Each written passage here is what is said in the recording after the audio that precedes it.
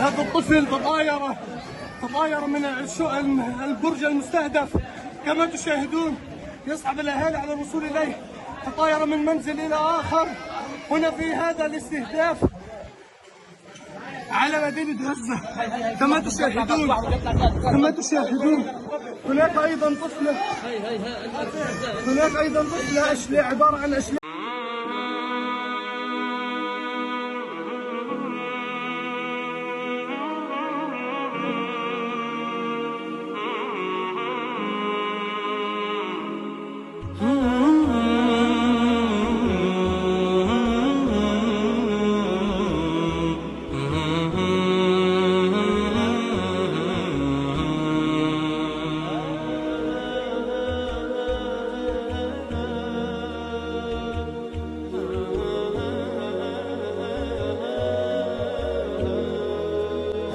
السلام عليكم ورحمة الله تعالى وبركاته.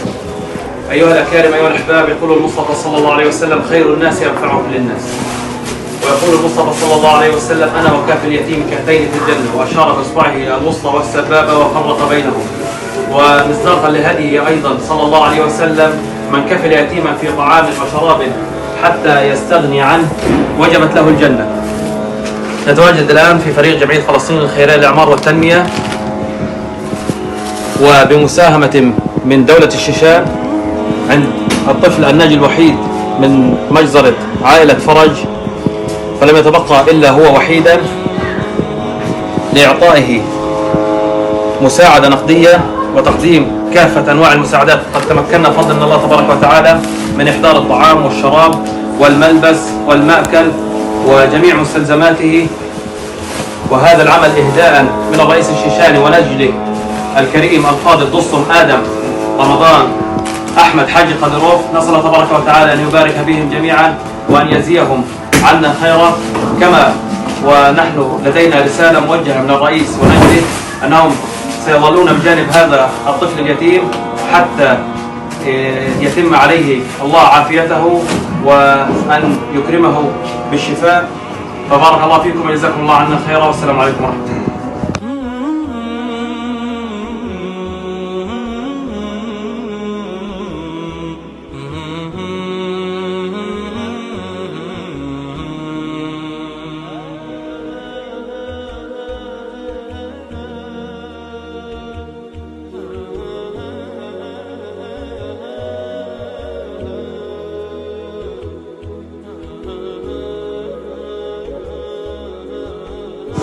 شكرا يا مالك.